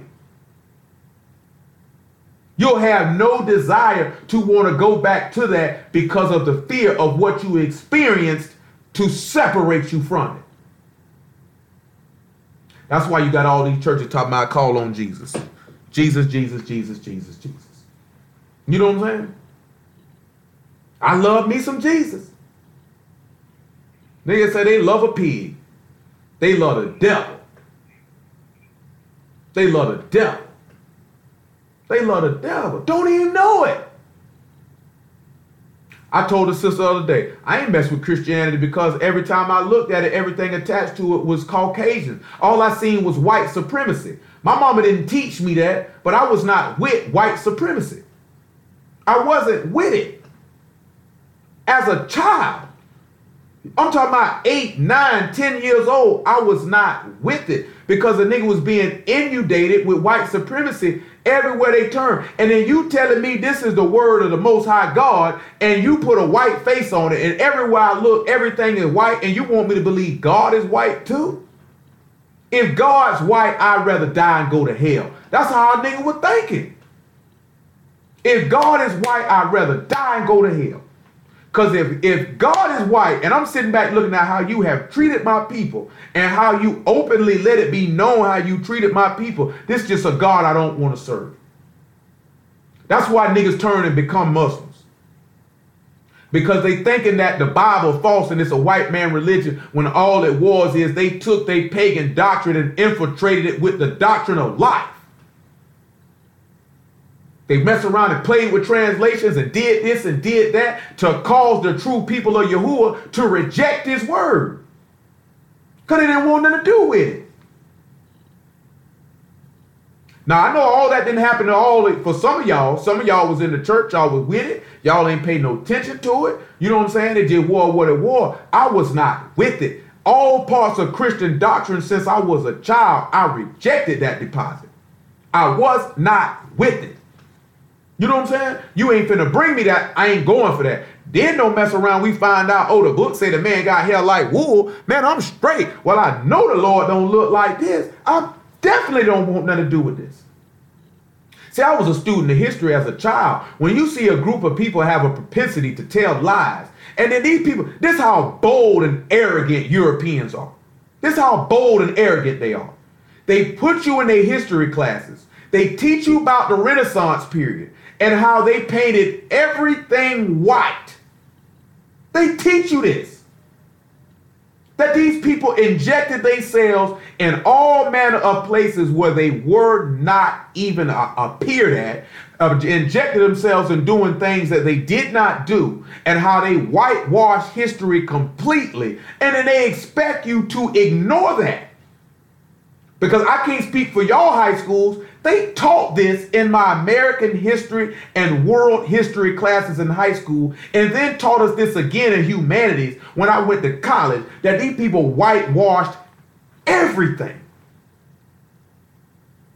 Because Renaissance means rebirth. You know what I'm talking about? And in that period of time, everything that was black, they put a white face on it. You know what I'm saying? So when you learn this disgusts you if you're a person of color and you got any semblance of a brain or you care about it. Because some of y'all probably was sleeping, slobbing in class or didn't even show up. Which, hey, I can understand. You know what I'm saying?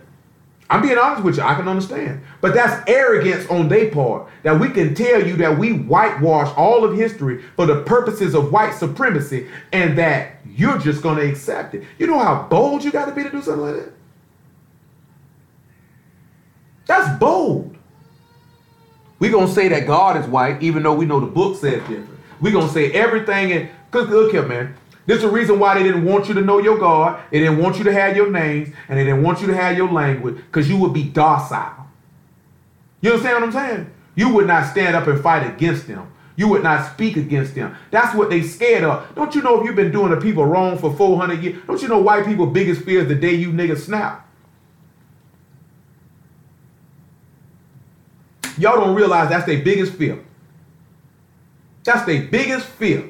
Y'all know from just being in the world, you can't be slapping on somebody and beat somebody up and think they gonna keep on taking that because everybody got their limit. It ain't but so much somebody can take. The most humblest man will turn into a killer once he hit his breaking point. You know what I'm saying? These people know you can't be doing people like this and they ain't gonna snap. They waiting on it. They waiting on it. They terrified of it. That's why they got all these plans and stuff they be prepping. You know what I'm saying? To come against us because they terrified. Who can blame them? If I had been doing people like that for years, I'd be scared too. You know what I'm saying? Shoot. Oh yeah, what I had was going to look at real fast. What that was? It's all good. Let's finish the Philippians chapter 1. I got to let y'all go. It's 9:38. Come back to Philippians chapter 1, verse 22. This is what he said. But if I live in the flesh, that is the fruit of my labor, yet what I shall choose, I walk not, for I am in a strait betwixt two, having a desire to depart and to be with Hamashiach, which is far better. Nevertheless, to abide in the flesh is more needful for you. And having this confidence, I know that I shall abide and continue with you all for your furtherance and joy of faith, that your rejoicing may be more abundant in Yahushua HaMashiach for me by my coming to you again.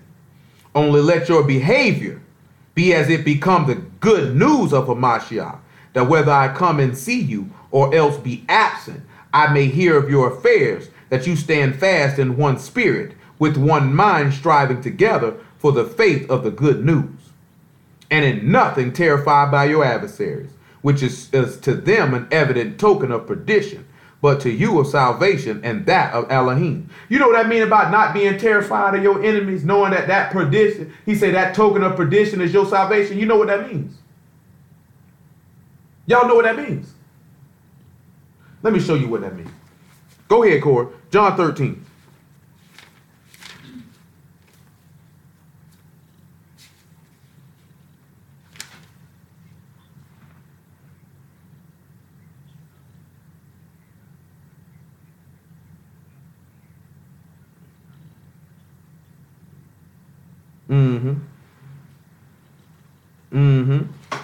Now, when we sit back, and that's right, you got to stand there. You ain't going to have none terrified of what he people. I got to find the right one where he actually called him that directly, because it's not.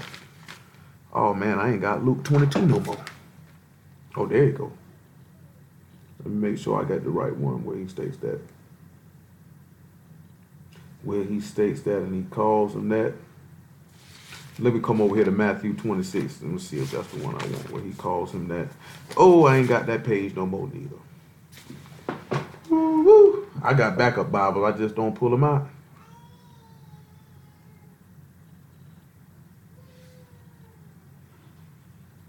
Well, they ain't back up. They about old and toe down too. But they'll be all right. We'll get through it one way or another. That might be John 16 that I want. Y'all just bear with me. I know what I want. I know what it says in my head. Exactly what it say, but I need y'all to read it. John 17, I believe. Yep, John 17. John 17, verse 12. That's what it was. It was John 17, verse 12. That's what it was. John 17, verse 12. And it says, while I was with them in the world, I kept them in thy name. Those that thou gave me I have kept, and none of them is lost but the son of perdition, that the scripture might be fulfilled. Who is the son of perdition that he is referring to? Huh? And this scripture, he say, none of them are lost but the son of perdition, that the scripture might be fulfilled. Who is the son of perdition that Mashiach is referring to in John 17 and 12? That is Judas. That is Judas. Now, what would make Judas the son of perdition? Remember, listen what he said. I'm going to read verse 28 in Philippians 1. One more time, listen what he said. In nothing terrified by your adversaries, which is to them an evident token of perdition, but to you of salvation, and that of Elohim. So what did he say, that token of perdition? What did Judas do after he realized what he had done?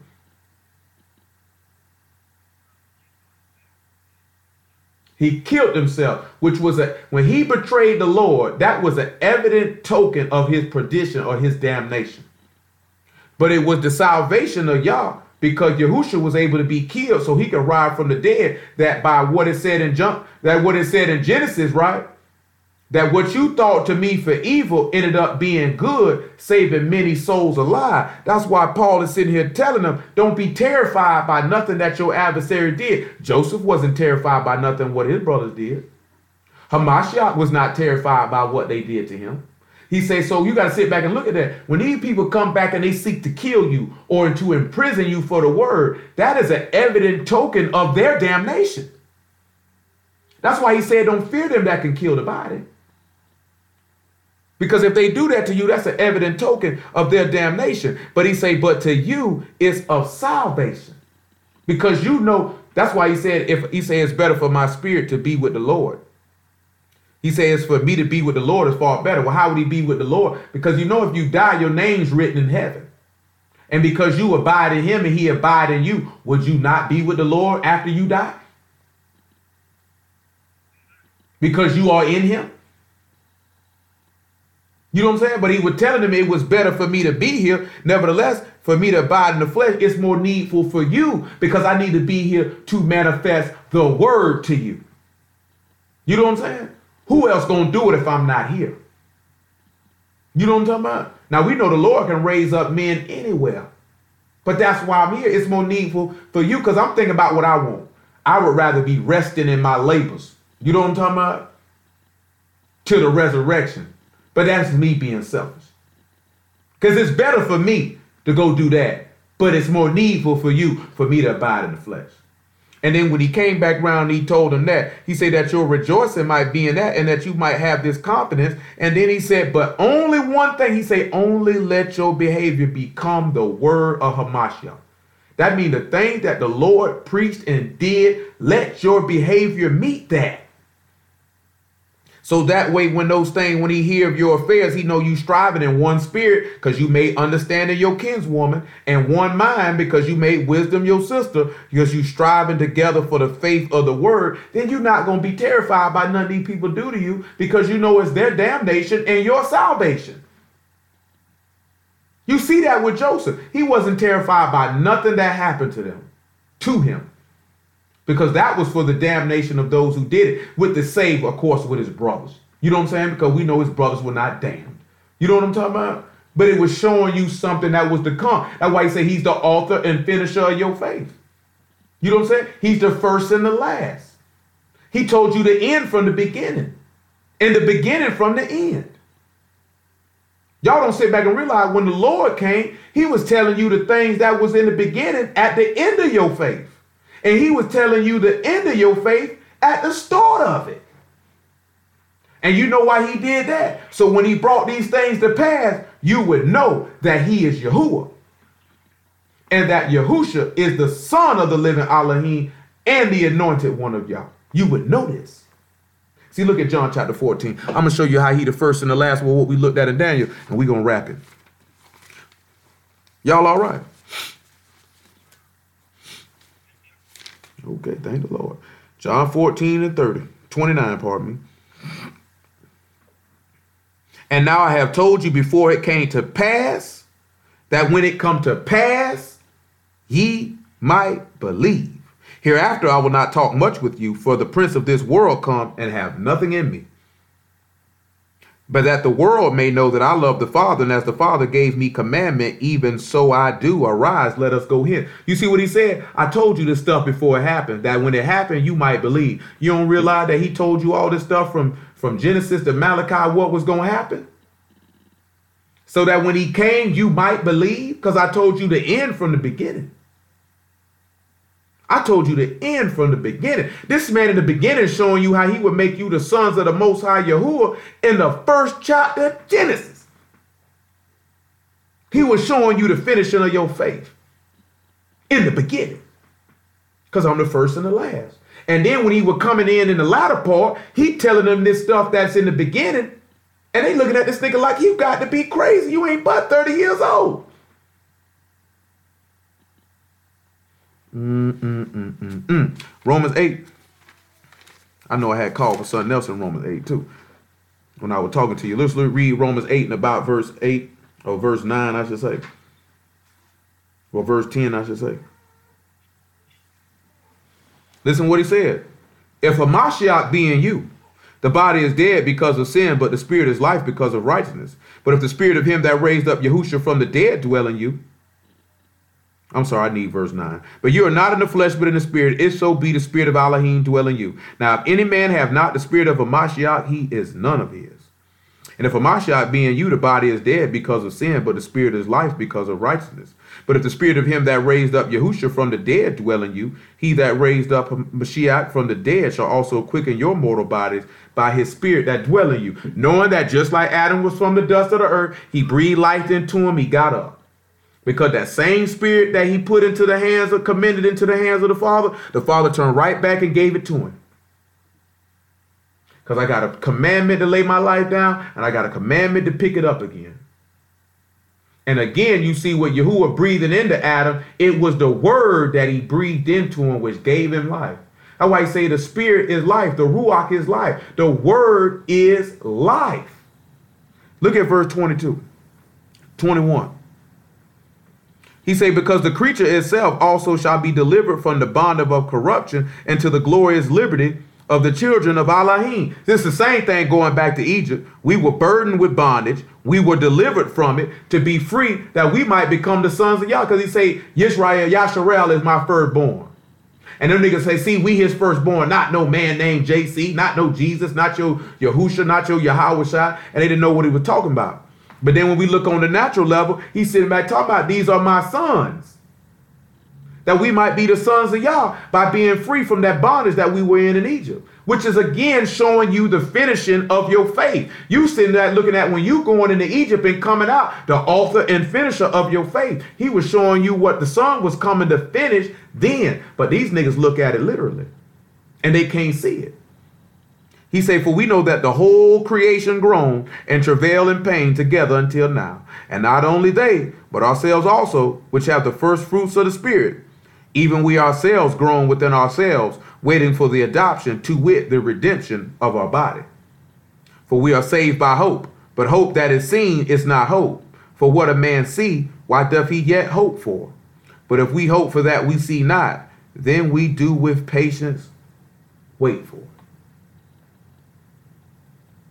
That's why the Lord was able to commend his spirit into his Father's hand, because he know he had that hope that he would rise again and get that redemption of his body. Therefore, he was able to wait them 3 days. It wasn't an issue for him. So then you again see how he was the first and the last. He showed you the resurrection of this man from the dead in the beginning, and then turned around and did it at the last. Matthew 5:17. We'll call it a day, and Lord will. We'll pick it up in the Sabbath and keep on rolling from where we stopped at. That's why he sit back and show you the first Adam was a living soul. The second Adam was a quickening spirit. The first and the last. Think not that I come to destroy the law of the prophets. I come not to destroy, but to fulfill. For truly I say unto you, till Shamahim and earth pass, one jot or one tittle shall in no wide path from the law till all be fulfilled. Whosoever therefore shall break one of these least commandments and shall teach men so, he shall be called the least in the kingdom of Shamayim. But whosoever shall do and teach them the same shall be called great in the kingdom of Shamayim. For I say unto you that except your righteousness shall exceed the righteousness of the scribes and Pharisees, you shall in no case enter into the kingdom of Shamayim. Praise ye Yahuwah for Yahushua HaMashiach and the word. Y'all understood all this stuff this evening?